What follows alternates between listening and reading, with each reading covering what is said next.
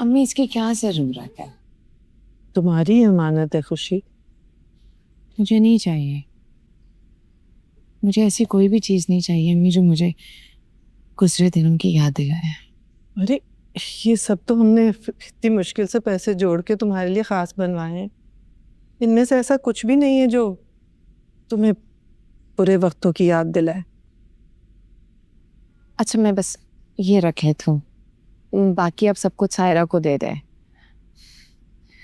मैं तो वैसे भी ज्वेलरी नहीं पहनती। हाँ तो अब तो पहनोगी ना खैर से। और सुनो, कल सायरा के साथ जाके निकाह का जोड़ा ले लेना और प्लीज कोई शौक सा रंग लेना। जी। वो एक और बात थी जो तुमसे करनी थी। कहिए। मैं तो चाहती थी अपने घर पे ही करती, लेकिन वहां तो तुम्हें कोई छोटी सी बात भी बुरी लगती है तो बस बैग उठाया और निकल गई। खैर यही कर लेती हूँ। मैं और तुम्हारे अब्बू सोच रहे थे कि अभी तुम्हारी नई जिंदगी शुरू होगी तो परी की जिम्मेदारी हमें दे दो। मतलब? ये तुम्हारे लिए भी बेहतर होगा खुशी, और परी के लिए भी। देखो, सौतेले रिश्ते पायदार नहीं होते हैं। तो आप ये चाहते हैं कि मैं परी को खुद से अलग करके आप दोनों के हवाले करता हूँ? हाँ तो किसी गैर के साए में पलने से बेहतर नहीं कि वो अपने नाना नानी के पास रहे। सच कड़वा होता है लेकिन है तो सच ना कि मुलाजमत करने वाली औरत अपनी औलाद को पूरा वक्त नहीं दे सकती।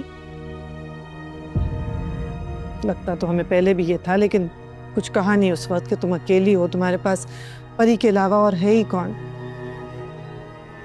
लेकिन अब तुम अपनी नई जिंदगी शुरू कर रही हो। परी की जिम्मेदारी के साथ साथ नौकरी भी है तुम्हारी, और फिर शादीशुदा जिंदगी की भी तो जिम्मेदारी होगी तुम पे। इस सब में वो बच्ची तो बिल्कुल रुल जाएगी।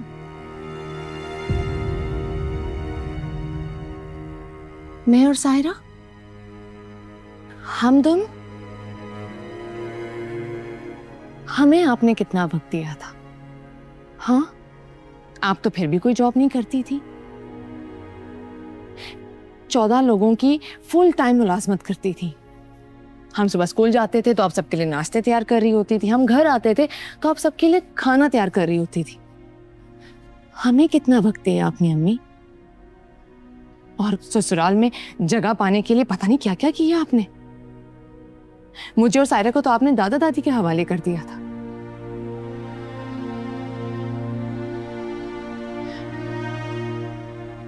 आपसे ज्यादा वक्त मैं देती हूँ अपनी बेटी को, अपनी परी को।